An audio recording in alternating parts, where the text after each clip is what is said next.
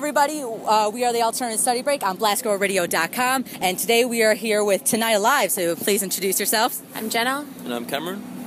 Awesome. All right, so we just started the tour. How's it going so far? Really good, actually. Pittsburgh was the first show, and everything has kind of just got bigger and better since then, and now we're in Buffalo. And yeah, these shows are pretty packed and high energy. We've got a lot of fans coming out, so we're really stoked. Awesome. All right, do you guys have any tour essentials? Yep, tour essentials for us would be anything musical, so our headphones, our guitars, our laptops, our iPods, and then food and health-wise, we always have blenders.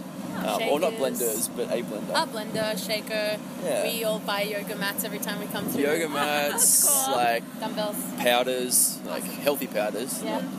Not Not dangerous. the illicit. other ones. Illegal. Well, being from Australia, are there some differences from playing shows here in America, from playing in Australia in your hometown? Yeah, they're definitely different. It's hard to describe though, because I guess everywhere we go, we're really lucky. We have really passionate, committed fan base. It's just been growing all across the world. So everywhere we go now kind of feels like a second home. America and the UK especially. So I think one of the cool things here is not every show, but sometimes the routing works out that kids can come to multiple shows in America, whereas in Australia, if we're just playing the major cities, the drives are 10 hours apart, so unless someone flies, they can't come. But already on these first 4 shows, we've had kids coming to, 3. yeah. So it's pretty cool. That's amazing. awesome. Shows can get kind of crazy, especially rock shows. What's the craziest thing you've ever seen, in the crowd or that's happened on stage? What tour? I can't remember what tour it was, but I saw literally a full-on catfight breakout during our set, and Jen didn't see it, and it was right in front of me and Jake, and these chicks were absolutely just going at punching, grabbing hair, and normally Jen would stop the show if something like that happened, so I didn't see she it. missed it. Oh, man. But I enjoyed it.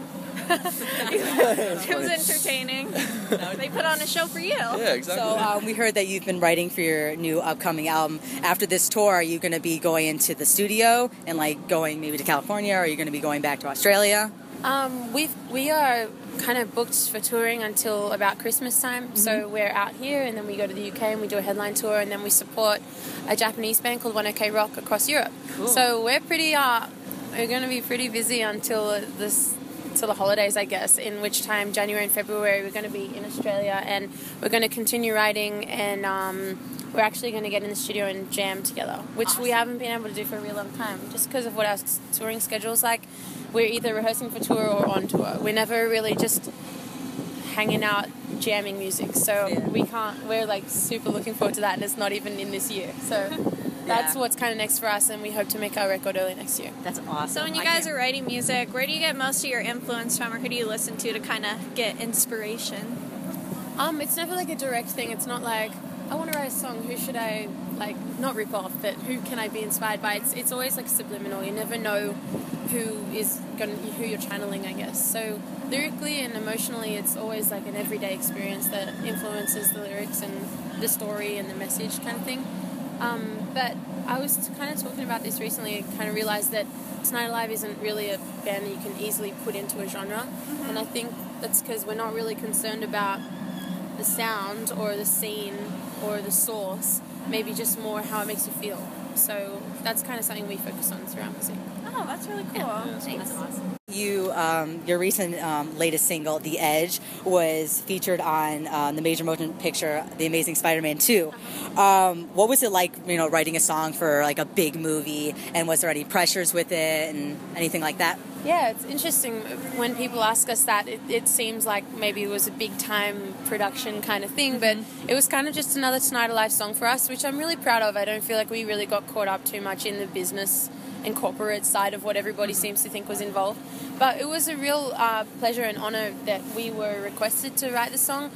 We got a phone call while we were on tour for the Other Side release, and it was kind of like the Amazing Spider-Man putting out a sequel, and they're looking for a driving rock kind of track, and they wanted to have female vocals, and we're like, well, we've kind of fit that. You definitely fit that category. So, and they said it can't be a ballad, it has to be kind of in the minor keys and stuff like that, and I was like, we are totally down for that. So when we got home from the tour, we jammed a few different ideas, and The Edge was the third song idea to come, and it just it kind of put itself together. It's a song that wrote itself, and when we went to record it, we kind of thought that would be the demo that we were showing the label and the producers and stuff like that. But it ended up being the final cut. That's so awesome. what you hear is like what you get. Yep. That's exactly.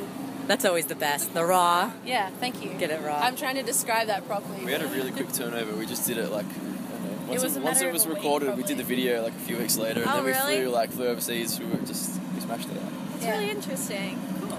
All right, so this is kind of old news, but I'm a huge Blink-182 fan, and a lot of our listeners are huge Blink-182 fans, and we know that you worked with Mark Hoppus on the song Thank You and Goodnight. What was that like? It was surreal. I still find it really difficult to believe that it happened, or at least even just to explain how it felt, because we were lucky enough to go to Blink's studio in LA and so meet cool. Mark.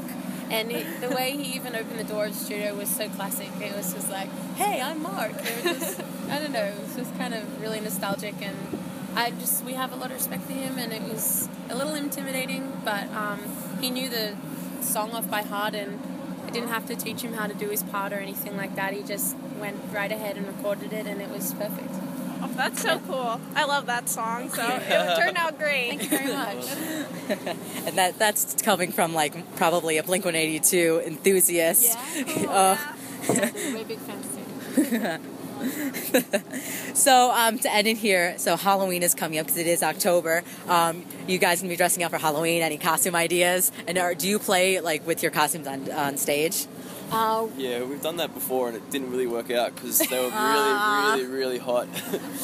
But this time, I don't know. At the moment, we got given a bunch of like 5 or 6 matching shirts, like really obnoxious, bright orange, Like the Hawaiian shirts? They are Yeah, I've So seen I that. think we're gonna. That's our plan A at the moment. Yeah, they're called party shirts, Yeah. and you wear them when it's time to party. A fan of ours, obviously, but like code.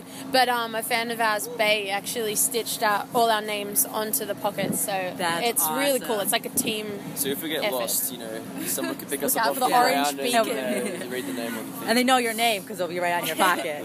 So it's not like a huge thing in Australia, Halloween, but what we've never done is carve pumpkins. So I think that's the plan Ooh, for this that is Halloween. definitely like a Halloween tradition. Yeah, we're So- really excited about it. Seeds. It's like a double win.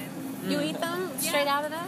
You like wash them off and then you put them in the microwave and they get all warm and you put salt on them. Nice. It's so Wow, good. really I've never good. done that. Oh, that sounds cool. You gotta Yeah. try it. Like, Yeah. just always buy them. Cool, Sweet. thank you. So, yes, thank you so much, Tonight Live. No worries. I'm very glad you got to do an interview with us. Signing out, my name's Jordan. Thanks for Jenna. watching. Oh, And sorry. yeah, thanks for watching. Thank you. Bye. But tonight